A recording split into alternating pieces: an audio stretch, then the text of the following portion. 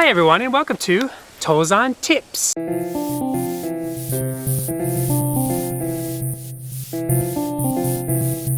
Tozan Tips.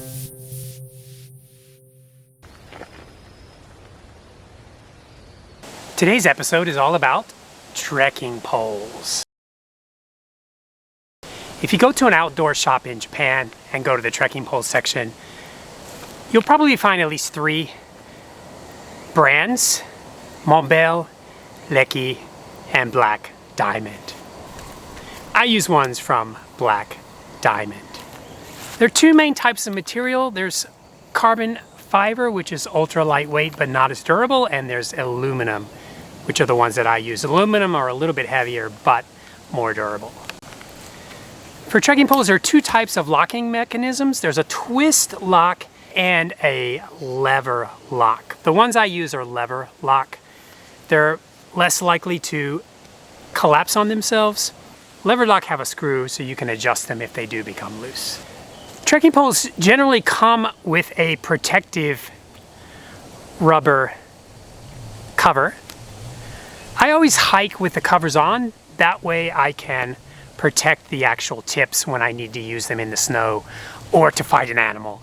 Keeping the tips on is recommended because it'll help to reduce trail erosion. If you lose one of these tips, they're pretty hard to find because they're black. You could buy replacements. I always carry a couple of replacements with me when I go hiking. Trekking poles usually come with straps. I keep the straps on, but I never use them when I'm hiking. I use them to help strap them onto my backpack when needed. Here are 5 reasons why I use trekking poles. First is for knee support. Do you have bad knees?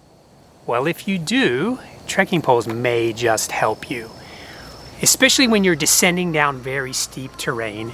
If you don't have trekking poles, you're going to put a lot of stress on your knee joints, and that could lead to knee pain. However, with trekking poles, you're going to find 2 extra points of contact with the ground, and that can help to relieve stress on your knees. Second, trekking poles can help to improve your hiking posture. If you're hiking with a heavy pack without trekking poles, you tend to slouch over, and that's bad for your posture, and it could lead to back pain. So if you're hiking with trekking poles, you can help correct your posture and hike more in an upright position, which is better for your body. Next comes stability. If you're hiking in wet conditions and muddy conditions and a trail is very slippery, these trekking poles can help you to prevent a fall. In addition, they can help to cushion a fall, because when you fall, you can use the trekking poles to kind of help you. Don't do that. So when you're using trekking poles, do not use the straps, because if you do fall and your hand is inside the strap, you could easily break your wrists. So when I hike, I just hike like this. If I slip and fall, I let go of my trekking poles. In addition, trekking poles can help you with stability when you're crossing rivers and streams. Without trekking poles, it's easy to fall if you don't have a lot of rocks to step on when you're crossing the river. If you're using trekking poles, you can actually have 2 extra points of contact, and that will help you to hopefully stay upright. And also you can gauge the river depth by using your trekking pole as a probe. The 4th reason is for protection. When you're hiking in Japan in the autumn, there are a lot of spider webs across the trail. There's nothing worse than walking face first into a spider web. So you can use trekking poles to help clear the spider webs in front of your path. In addition, if you do come across a dangerous animal, you can use your trekking poles as a makeshift weapon. When you come across a bear, you want to make yourself look larger than life, so you can actually lift your trekking poles up above your head and make it look like you are 4 meters tall. Also, if you're charged by a wild boar, It may not save your life, but you can at least use the trekking poles for a little bit of protection rather than your bare hands.